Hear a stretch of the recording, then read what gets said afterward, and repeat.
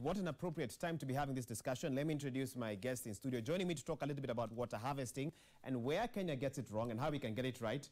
We have with us Caleb Karuga, CEO, Wendy Farms. Should I call you a former journalist as well or current? Former journalist. Not retired?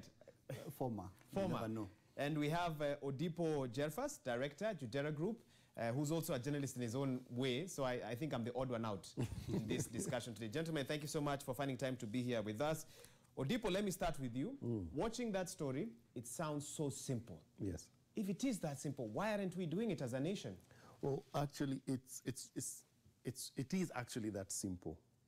But it is the absence of knowledge and the basic knowledge of water harvesting that is lacking in the country. And more so, this one would be a challenge to the county governments with the whole devolved system.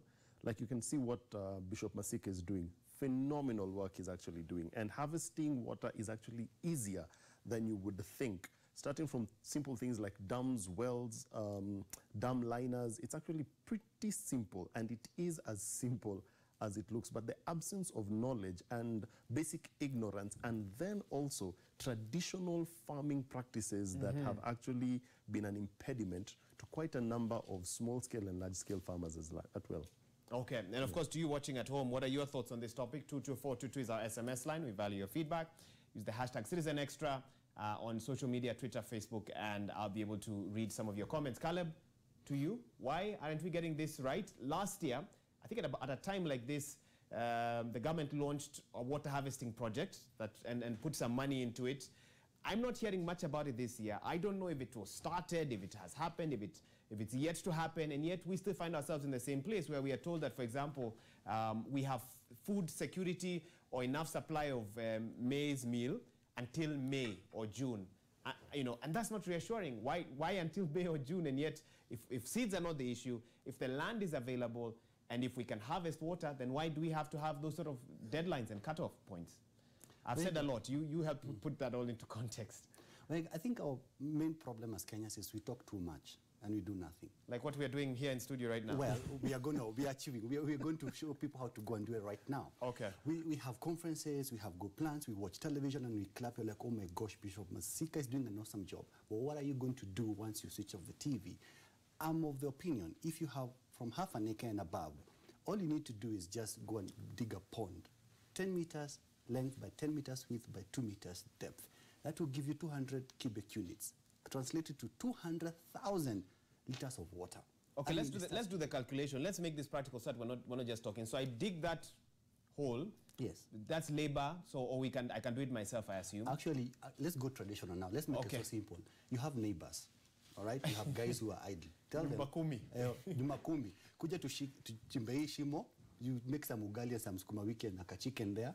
You have labor. That's how our great-grandfathers used to farm. All right, you have free labor. You chimba one pond, then you go to the neighbors, then the other one. Now, here comes the dam liner issue. Someone will tell me it's expensive. Of course, it is. This is where now, you as an individual, you begin the journey. I've dug my pond. The county government comes in and subsidizes the manufacturing of the dam liners in every county. If you have 2-3 counties, they come together, they form a company. Okay. They allow people to do the nylon papers, to do what do you call them? The dam liners. They manufacture the dam liners. Then you offer to the farmers at a way subsidized rate as opposed to importing from China. We have a lot of garbage, a lot of nylon papers. Young people can be involved in collecting all these nylon papers and make them into dam liners. Voila. I mean, it's that simple. It just takes someone who has a vision for the county. It's not rocket science. Can we have organic, it's not organic, but can you have homemade dam liners if push comes to shove? Yes, yes. I mean, there are so many innovations. We're innovating every day, but we're innovating for the future. We're not innovating for the present, and that's our big mistake. We are launching applications every day, but you're someone, how can that help me today? If you go to Lake Victoria, there's a water hyacinth. Is it possible, I'm just asking this hypothetically, okay. Is it possible to turn this water hyacinth into a dam liner?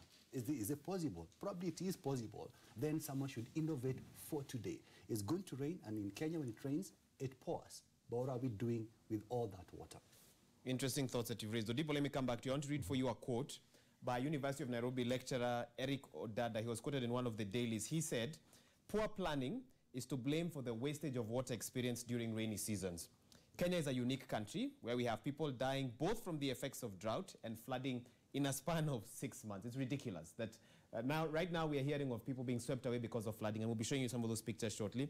Then 6 months from now in July, the cry is completely different. People are dying of hunger. And he goes on to say that this is not an environmental issue, but a weakness in planning. Talk to me about that. Well, actually, have you ever found it interesting that it almost seems like every single year we have floods in the exact same areas? Every single year. It's actually quite shocking, you know, and I concur with a good professor, because when you think about it, the first step of failing, honestly speaking, when it comes to water harvesting general and the general practices, is the absence of planning. And sorry to interrupt you. Coincidentally, what's running on the screen next to your shot is what we are seeing across the country at this time. Just to give you some context, keep going. Yes. So that absence of planning is actually quite painful. The other day, I was doing rounds near industrial area, and there's something I noticed, and this one actually can save us quite a bit. We have various warehouses in the industrial area. That's like the stamp of industrial area, warehouses. The number, or let me say the volumes of water that those warehouses collect every single time it rains will shock you. It actually ends up flooding some of the areas in industrial area. So I sat down and imagined, what if we're able to harvest this water from these particular warehouses, store them, and then we can be able to use them when the dry spell comes, okay? And this one can be implemented not only in a large scale like industrial area, but even small regions and small areas with things like gutters and small tanks. And if you don't have small tanks, you can use what Caleb has just said, a nice small well, a nice small pond, using the water that actually falls right at the roof of your house and directing it towards one particular collection spot. And in time, what you can do is beforehand, before the floods actually come, this can actually be done fairly easily, and with a little bit of network and cooperation from neighbors, because another thing is this thing of wanting to do it alone. The absence of planning. When you come to planning, it's also good and relevant, in my opinion, to do it not just alone, but with a few other people, and you'll go much farther than you could actually think. Okay, I think you've put that quite nicely. Caleb, coming to you as well. Studies by the World Agroforestry Center and UNEP show that Kenya receives enough rainfall to supply the needs of Kenya 6 to 7 times our current population. That if we were to harvest the rainfall that we receive in 2018 in Kenya, we could supply another 6 Kenyas in addition to the one we currently live in with that rainfall. But we still don't store rainwater. Does that statement make sense to you? Can you, in your own way, with your own farm, say that truly what we receive in terms of rainfall is sufficient if there was only a way to capture it all? Oh yes, I couldn't agree more. There's so much rain. Like I said, when it rains, it pours in Kenya. But like Odipo is saying, what am I doing at a personal level? What I do is I have a pond I've already done in my farm. You're talking about your pond, your farm here, is it in Nairobi County? In Kikuyu. In Kikuyu, okay. And then we're going to put a dam liner, all right? But I think what the problem is, people need to come and see.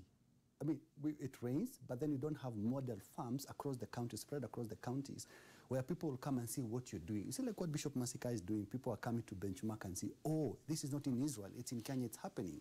So I think we need to have ambassadors across the counties who are actually doing, in a very small way, in a very manageable way, water harvesting.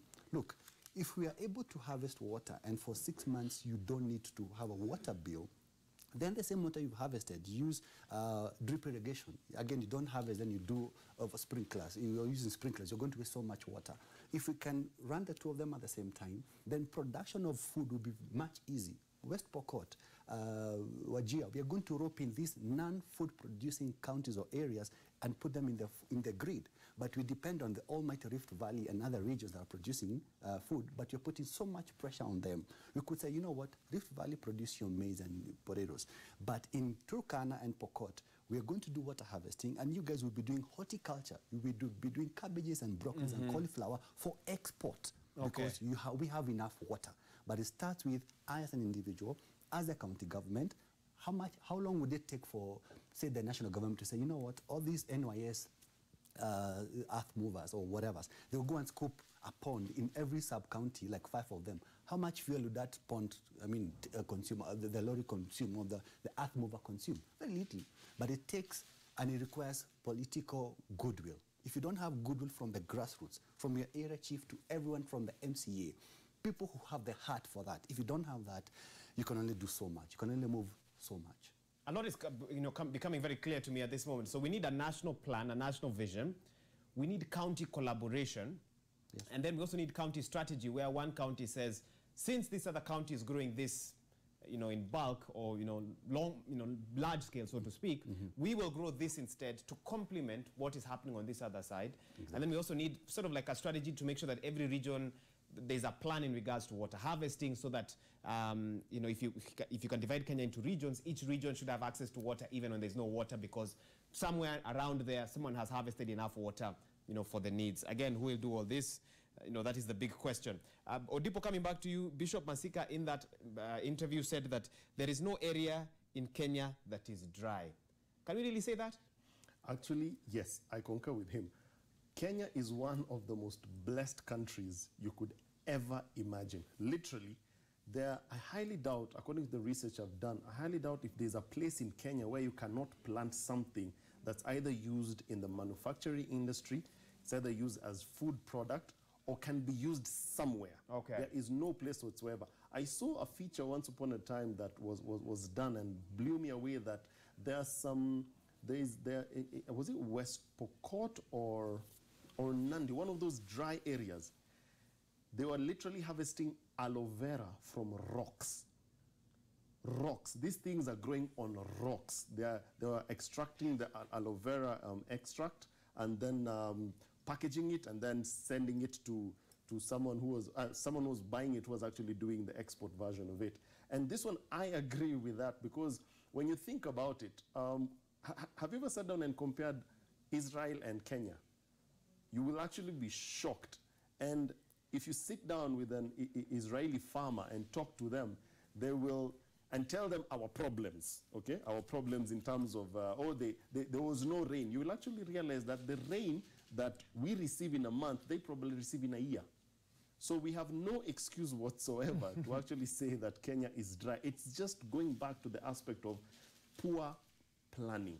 Okay. That's where the issue comes in. Okay, we definitely need to carry on with this conversation.